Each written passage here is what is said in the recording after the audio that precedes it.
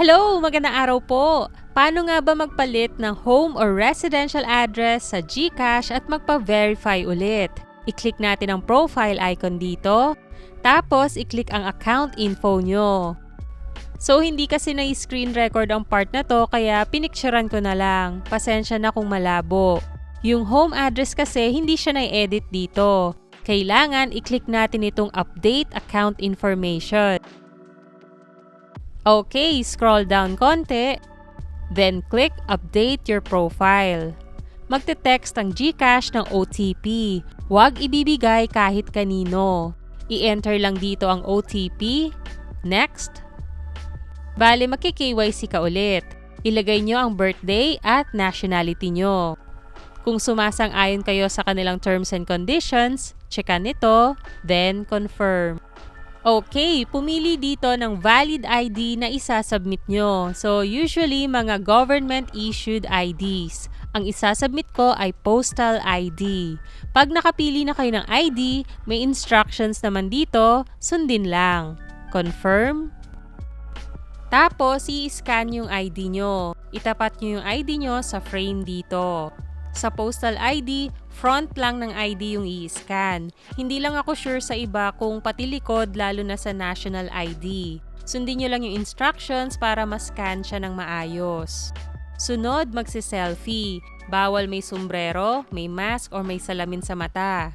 Next, ihanda na ang sarili para sa selfie. Dapat nasa bilog na frame yung mukha nyo. May instructions dito kaya sundin lang habang ini-scan yung muka. Next, kukumpletuhin nyo yung information nyo.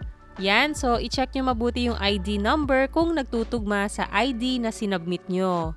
Yung sa akin medyo may konting mali pero maitatama naman siya dito.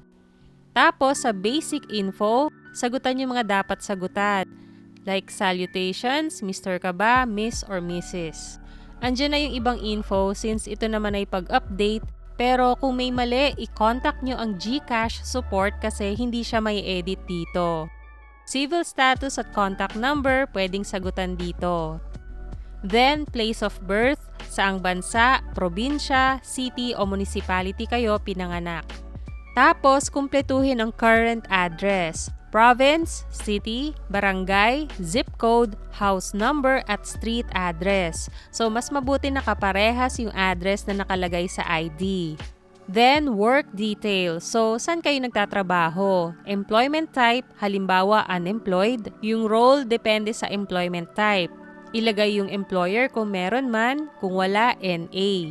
Tapos, nature of work, anong klaseng trabaho siya. Source of funds, so saan galing ang pera nyo? Then, magkano ang expected monthly transactions nyo sa GCash at bakit kayo nag-open ng account.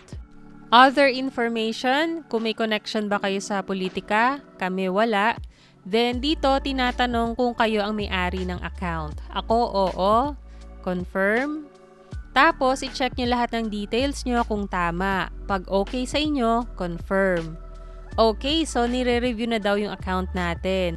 Within 3 days, makaka-receive kayo ng text kung ano yung status ng verification nyo. Balik tayo sa dashboard.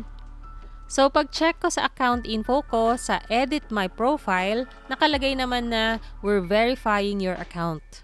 Medyo mabilis naman sa akin, so within the day, nag-text agad sila na updated na yung GCash account ko. Pero pag-check ko sa account info, hindi pa rin napapalitan yung address. Pero dito sa Edit My Profile, fully verified na siya. So, chinek ko sa help dito sa Your Account, under Manage Your Account, yung about sa pag-update ng address. So, sabi dito, within 3 days daw, ma-update yung profile ko, so balikan na lang. Kaya huwag kayo magulat kung di agad napalitan yung address kahit sinabi na updated na. 3 days later. So after 3 days, chinek ko ulit yung account info ko at na-update na yung home address ko sa GCash. Wala na yung dating home address ko. Okay, ganun lang magpa-update at magpa-verify ng GCash account. Salamat sa panonood, like, share, and subscribe.